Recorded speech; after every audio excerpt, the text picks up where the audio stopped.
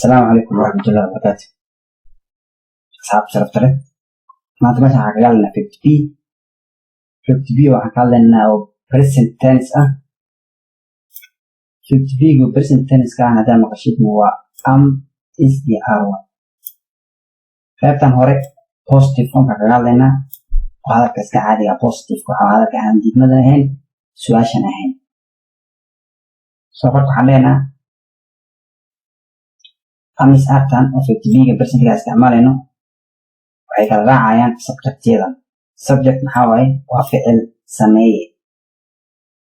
subject ismana maxaa waaye ficil sameeye qofka ficilka sameynaya. waxaa ugu horeyso I aniga ereyga ingiriiska aniga markaa dhigaysa I aniga, you adiga, he asaga waa nin ama asaga sadaydo, she ayada, it ayada ama asaga nin inaag yahay laba hili kalama lahan. waxaa loo isticmaalaa ashyaada xayawaanaadka waxyaabaha noole dhan ida loo isticmaalaa iyo xayawaanaadka. we annaga, they ayaga. marka we annaga markaa dhehaysid adiga hadlaya ku jiro. we annaga adiga hadlaya ku jiro. marka they ayaga mararka qaar marka waxaa laga yaabaa in aragto you oo marka la soo celiyana aragta laga yaabo. marka la soo celiyo you marna waa adiga oo hal qof ku hor jooga waaye adiga adhaysid, marna you markii la soo celiyo waa idinka dadona ku hor joogaan waa markaas, marna waa singular marna waa plural. okay marka I waxay qaadataa am.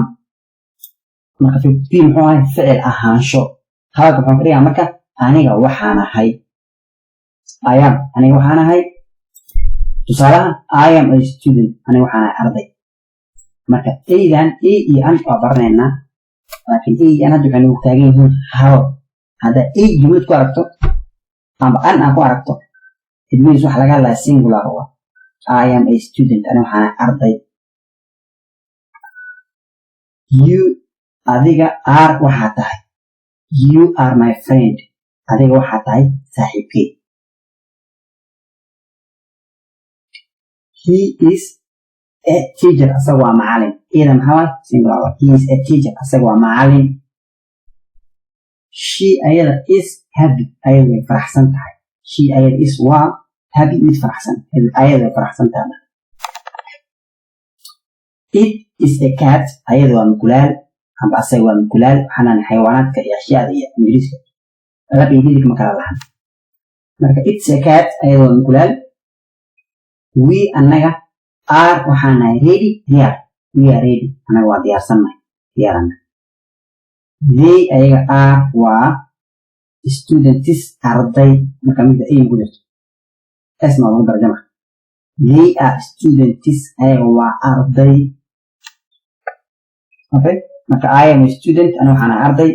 jumlada maxay samaysan tahay I oo subject ah sameeyay am oo 50B aanshaha student oo arday ah. marka I am a student aniga waxaan ahay arday. you are my friend adiga waxaa tahay saaxiibkey. you waa subject, are waa 50B ahaanshihii waaye adiga waxaa tahay my wixayga friend saaxiibkey. you are my friend adiga waxaa tahay saaxiibkey hadda. he asaga is waa waxaa ku samaysan jumlada marka he asaga is waa a teacher asaga waa macalin. a teacher iyada waxaa sheegay singular. he is a teacher. she ayada is waa happy mid faraxsan ayada waa mid faraxsan ayada faraxsan tahay. it ayada is waa a cat mukulaal. a maxaa waa singular. it's a cat ayada waa mukulaal. it waa subjectigii, is waa 50B a catna waa mukulaashii. we are ready anaga diyaaraan nahay. we anaga are waxaan nahay ready oo diyaarsan. marka subject object waa kan subject object ma laga hadlay.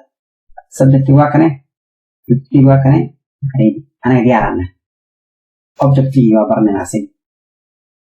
they ayaga are waa students arday. they ayaga are waa students arday. marka waa kane subjectii they ayaga are waa students arday waa I am a student arday anahay. you are my friend adiga waxaa tahay saaxiibkey. he is a teacher asaga waa macalin.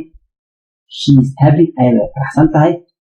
it's a cat ayada waa mutulaal we are ready anaga diyaaraan nahay they are students ayaga waa arday marka garaamka taqaan waa muhiim because jumladaha dhisan waxay ka kooban yihiin ay qaabka u dhisan yihiin fahmaysaa taasoo ka caawinaysa inaad imtixaanaadka dhigtaan wax kasta ka sheegay okay simple rules baa kana tusaalaha fudud marka rulku shuruucda fudud I kaligeeda am qaadato hadaa I aragto meel ku qoran am hore ka sii imtixaanaadka I am meesha ku baran 50b laga rabaa oo inaad ku buuxiso present tense ah iska aqri waxa laga rabaa present tense laga rabaa 50b oo present tense maxaa waaye saddex waaye waa is am are waaye saddexdan waa is am are soo kala qaataan I kaligeeda am qaadato you kaligeeda are qaadato he she it mid kastoo kamid ah meel ku aragto isay qaataan isaa kala xiriir we are qaadataa they are qaadataa intaas marka jiro wuu sheegaa am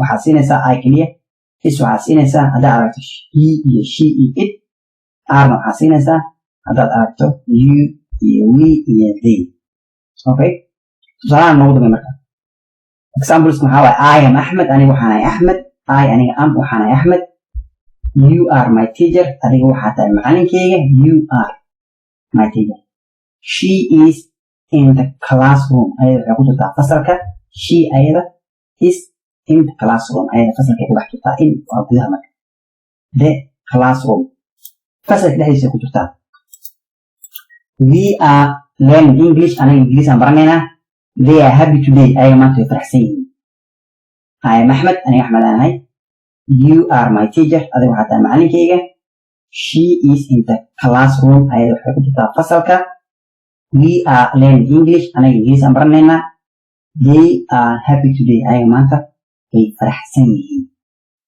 marka casharkan kood soo koobayna inta casharkiisa xiga aan kula kulmayo waxayna kaga tagayaa horumar iyo caafimaad